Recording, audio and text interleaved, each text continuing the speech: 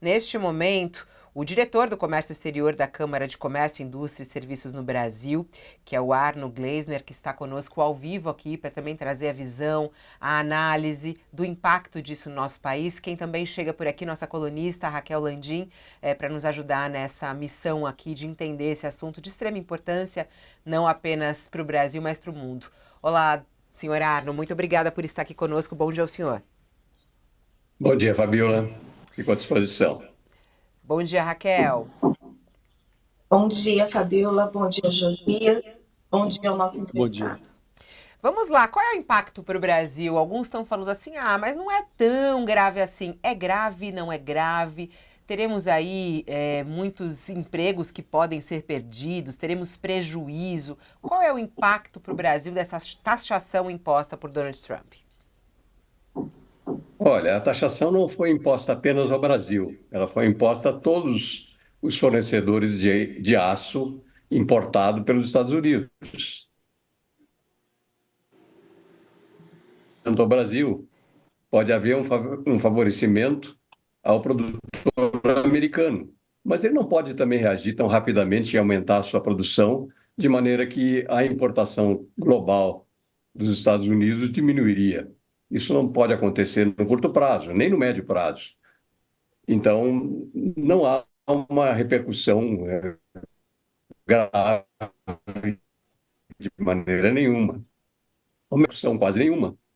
Todos os nossos concorrentes estarão no mesmo nível e apenas os fabricantes americanos, sim, terão condições de faturar com maiores preços, de realmente manter uma possibilidade, talvez, de investimentos a médio e longo prazo, e aí a questão será outra. Mas no curto prazo, praticamente nada muda. Doutora Arno, eu queria insistir um pouquinho na pergunta da Fabiola. Se fala em perda de empregos, mas a siderurgia não é um setor intensivo em mão de obra, né? Ela é um setor intensivo em capital. Né? São grandes fornos siderúrgicos. E a gente está falando numa fatia muito pequena da nossa produção, 10 a 12%, que é direcionada à exportação. O senhor enxerga perda de emprego no Brasil por causa disso? Não, nesse momento não há essa possibilidade. No longo prazo, caso a indústria americana substitua as atuais importações, o que é praticamente impossível, eles não têm essa condição de fazê-lo, por várias razões, desde energia, aos próprios investimentos, a matéria-prima. Então, voltando aos empregos, nesse momento não há risco nenhum, não vejo riscos de perda de emprego nesse momento, nesses próximos anos mais próximos, digamos. A cadeia produtiva completa do álcool, ela gera realmente um número de empregos razoável, porque não é apenas a produção do aço, e sim a matéria-prima, o transporte, o desembaraço aduaneiro e assim por diante. É um conjunto de trabalhadores que atuam nesse conjunto de trabalhos, de ações que são feitas na cadeia produtiva da exportação do aço. Arno, lá em 2018, quando o Trump impôs tarifa para o aço, mesmo 25% que nós estamos falando agora, logo se verificou que o industrial americano ficou com falta de matéria-prima. E a tarifa foi revista, aí estipularam uma cota, depois nem a cota valia mais. A sua impressão é de que, neste momento, pode acontecer a mesma coisa? Você coloca uma tarifa sobre a mesa para negociar algo que é diferente? Talvez não seja apenas, Josias, para negociar, e sim para realmente fortalecer a indústria americana. E pode ser que seja mantido indefinidamente, justamente visando que a indústria americana tenha condições de substituir uma parte, pelo menos, das importações. Isso, em princípio, não há como acontecer em 100% das importações, mas num percentual pequeno, sim. E, principalmente, eles vão ficar, nesse momento, mais lucrativos dentro do seu próprio mercado. Agora, por esse o- raciocínio, Arno, é lógico supor que os Estados Unidos irão importar do mesmo jeito o aço brasileiro, pagando mais caro, com todo o efeito inflacionário que possa haver dentro do próprio país, dentro de casa, lá nos Estados Unidos, mas eles não terão como deixar de importar o aço brasileiro. É esse o seu raciocínio? Esse é o raciocínio, sim. Correto, Josias. Portanto, vão pagar mais caro, mas vão ter que importar. Sim, com as consequências que podem se advir daí, ou seja, consequências da inflação, consequência na próprio desestímulo à industrialização americana, porque no início o estímulo existe em função de um mercado protegido, mas nós sabemos que isso não se sustenta, não é sustentável no longo prazo. Então, é muito possível que isto apenas dure durante alguns meses. É a possibilidade. E palavras até mais tranquilas em relação a essa taxação. Estava todo mundo aterrorizado com isso. O senhor falando aí que o impacto não vai ser tão grande, não vai perder emprego a curto prazo, na sua análise, e quem pode se dar muito mal com isso é o próprio Estados Unidos. Diante disso, o senhor acha que o Brasil não tem que dar uma resposta? Porque o presidente Lula, ele ainda não falou depois que a taxação realmente foi confirmada por Trump, mas antes ele tinha falado, se os Estados Unidos taxar, a gente também vai taxar o produto americano. E aí está muito na mesa de negociação lá no governo qual deve ser a resposta. Deve vir uma resposta? Não. Isso pode prejudicar ainda mais o Brasil? Na sua análise, o Brasil deve responder a essa taxação americana ou não? Fabiola, nesse caso do aço, não há razão para fazer isso. Não há motivo para uma retaliação, visto que todos os países concorrentes também estarão sendo taxados. Se isso acontecer, a propósito, né? Não começou ainda. Acha então que não deve responder? O Brasil, o Lula, por exemplo, erra ao dizer isso, que tem que retaliar. Mas eu creio que ele não estava se referindo propriamente ao aço, Fabiola. Eu acho que ele estava se referindo a outra possibilidade, ou seja, de taxação geral de produtos brasileiros, o que também é pouco provável que aconteça.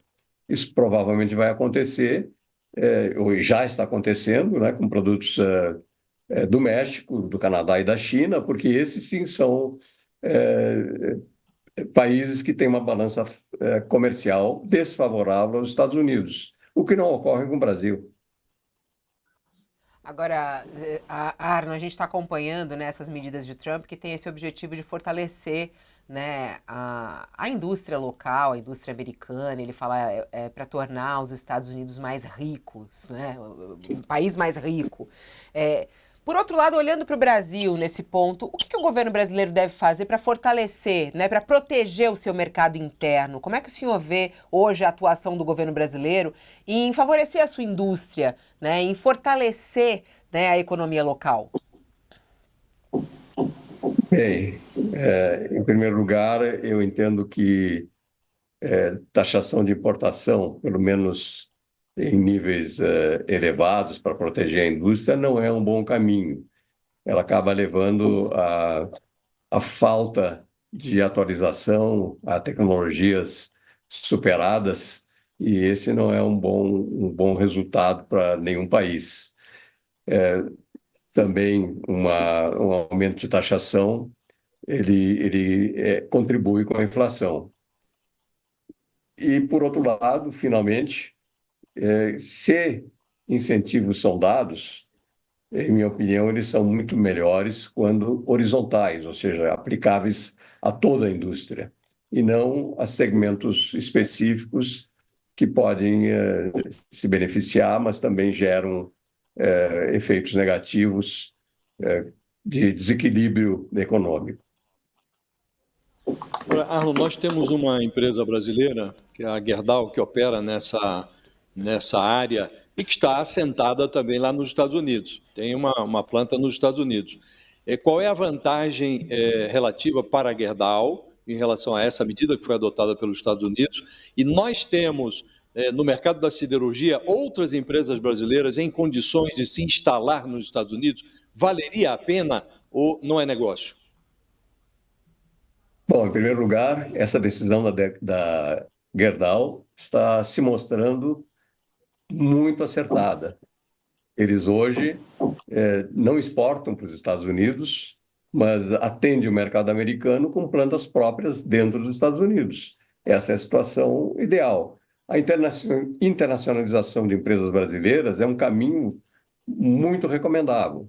E, aliás, várias outras empresas brasileiras já estão também atuando no mercado americano com sucesso e há programas de entidades do próprio governo que incentivam essa internacionalização que tem respostas positivas, como nesse momento para a Gerdau.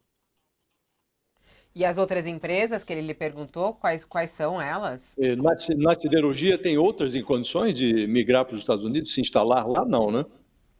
Queremos perguntar a elas. Eu acho que sim. Acho que sim, mas aí realmente é um pouco diferente, porque a Gerdau... Desculpe, Raquel, eu lhe cortei. Não, tem várias multinacionais, você tem a ArcelorMittal, que é uma gigante, a própria Usiminas teria condições, as empresas siderúrgicas estão instaladas no Brasil, algumas são multinacionais e outras são gigantescas, elas têm proporções muito, muito grandes e muito fôlego financeiro. Sim, de fato.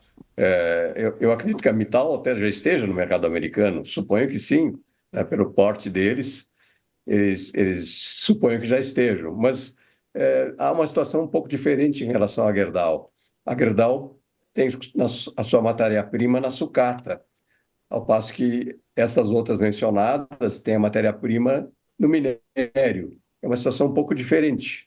Para a Gerdau obter sucata nos Estados Unidos, eventualmente, é muito mais simples do que obter minério, né? O minério nos Estados Unidos, acho que precisa ser importado em grande parte. E daí o problema que o Josias mencionou no início, que aconteceu no governo Trump anterior. Senhora... É muito interessante isso que está dizendo, né? Quer dizer que a Gerdau produz aço nos Estados Unidos a partir da sucata. Ela é basicamente um trabalho de reciclagem. Sim. Se pode dizer que é um trabalho de reciclagem, é um trabalho nobre também sobre esse sentido, né? Muito interessante. É um trabalho de economia circular, sim.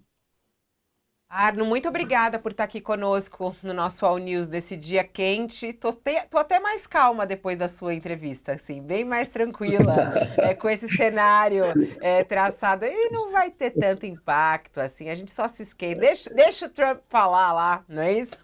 Vamos ver. Obrigada. Até a próxima. Bem, eu agradeço, então. Muito obrigado e até uma próxima. Fico à disposição. Vamos ao intervalo para quem está conosco na TV. Voltamos em instantes.